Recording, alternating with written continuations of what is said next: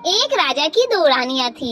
एक रानी राजा की सबसे प्रिय थी और दूसरी उतनी प्रिय नहीं। लेकिन एक दिन एक साधारण से धागे ने दोनों रानियों की किस्मत बदल दी। एक ने उस धागे को तुच्छ समझकर तोड़ दिया और दूसरी ने उसी धागे में छिपी श्रद्धा को पहचान लिया। आखिर उस धागे में ऐसा क्या था जिसने एक को सब कुछ दिला दिया और दूसरी को सब कुछ गंवाना पड़ा। आज दूसरा सावन सोमवार है और आज की कथा है स्वर्ण गौरी व्रत की कथा। माता पार्वती को समर्पित एक विशेष व्रत की कथा। हर हर महादेव। सोल वेद की 30 डेज ऑफ सावन स्टोरीज में आपका स्वागत है और आज है डे 12। स्वर्ण गौरी व्रत की कथा स्कंद पुराण के सावन मास महात्म्य में वर्णित है, जहां भगवान शिव सनत कुमार को इस व्रत की महिमा, विधि और उत्पत्ति की कथा बताते हैं। यह व्रत सावन शुक्ल पक्ष की तृतीय तिथि को किया जाता है और माता गौरी की कृपा प्राप्त करने वाला माना गया है। बहुत समय पहले की बात है। सरस्वती नदी के तट पर सुविला नाम की एक विशाल नगरी थी। उस नगरी पर चंद्रप्रभ नाम के राजा राज्य करते थे। धन, वैभव और ऐश्वर्य में वे कुबेर के समान माने जाते थे। राजा की दो रानियां थी, महादेवी और विशाला। दोनों ही सुंदर गुणवान थी, लेकिन राजा को महादेवी अधिक पसंद थी। एक दिन राजा शिकार के लिए वन को गए। शिकार करते करते उन्हें बहुत प्यास लगी। वे पानी की तलाश में वन में भटकने लगे।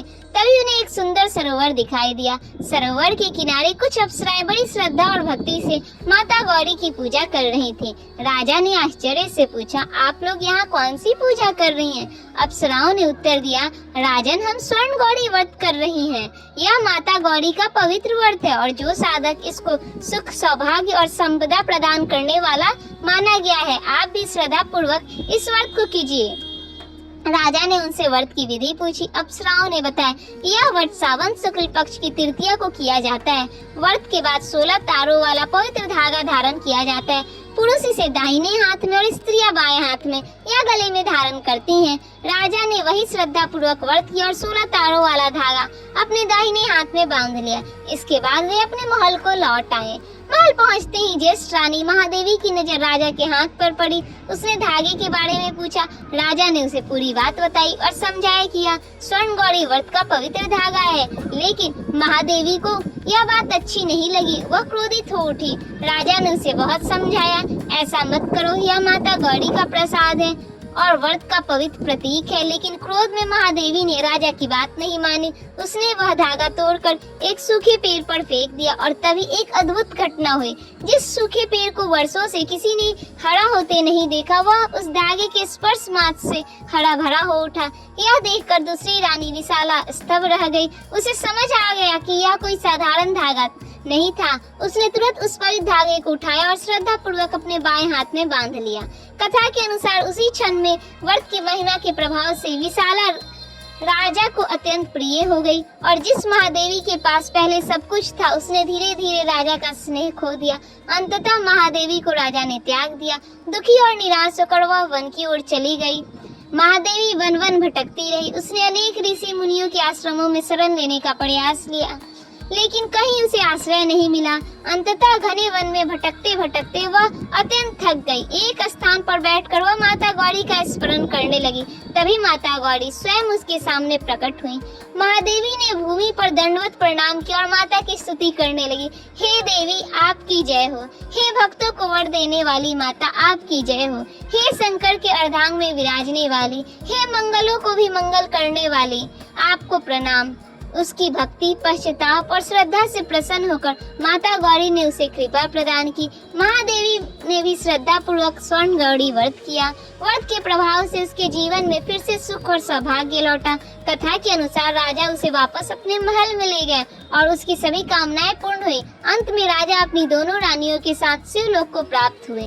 भगवान शिव कहते हैं, जो मनुष्य स्वर्ण गौरी का यह उत्तम व्रत श्रद्धा पूर्वक करता है, वह मुझे और माता गौरी को अत्यंत प्रिय होता है और अंततः शिवलोक को प्राप्त करता है। जय देवी भक्तवर प्रदे, शंकर आराधज्ञ वाशिने, जय मंगल मंगले।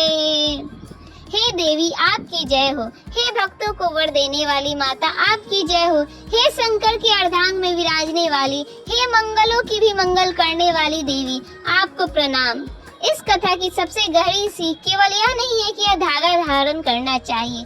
सीख इससे कहीं अधिक बड़ी है। महादेवी की भूल यह नहीं थी कि उसने कोई धागा नहीं बांधा, उसकी भूल थी श्रद्धा से जुड़ी एक पवित्र चीज को तुच्छ समझना और उसका अनादर करना। वहीं विशाला ने उस धागे के पीछे छिपी श्रद्धा को पहचाना। लेकिन इस कथा का सबसे सुंदर संदेश इससे भी आगे है। मनुष्य से भूल हो सकती है, लेकिन सच्चा पश्चाताप और सच्ची भक्ति उसे फिर से ईश्वर के करीब ले जा सकती है।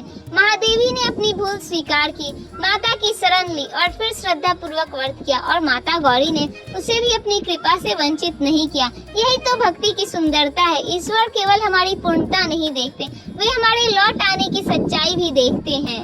आज हम भी कई बार छोटी छोटी चीजों को महत्वहीन समझकर छोड़ देते हैं। किसी रिश्ते में की गई छोटी सी केयर, किसी अपने के लिए निकाला गया थोड़ा सा समय, कोई छोटी सी परंपरा या खुद से किया हुआ कोई छोटा सा संकल्प। हमें लगता है इतनी सी बात से क्या फर्क पड़ेगा, लेकिन यही कथा हमें याद दिलाती है छोटी चीजों की कीमत हमेशा उनके आकार से नहीं होती, बल्कि उस भावना से होती है जो उनमें जुड़ी होती है। विशाला ने एक टूटे हुए धागे में भी श्रद्धा देखी और महादेवी के पास सब कुछ होते हुए भी उसने उसी छोटी सी चीज का अनादर कर दिया। इसीलिए याद रखिए, सम्मान बड़ी चीजों से नहीं, छोटी चीजों को दिए गए सम्मान से बनता है। अगर संभव हो तो आज एक मौली या पवित्र धागा संकल्प के प्रतीक के रूप में धारण करें। माता पार्वती और भगवान शिव की संयुक्त पूजा करें और आज किसी ऐसी छोटी सी बात या परंपरा को महत्व दें जिसे आप अक्सर टाल देते थे।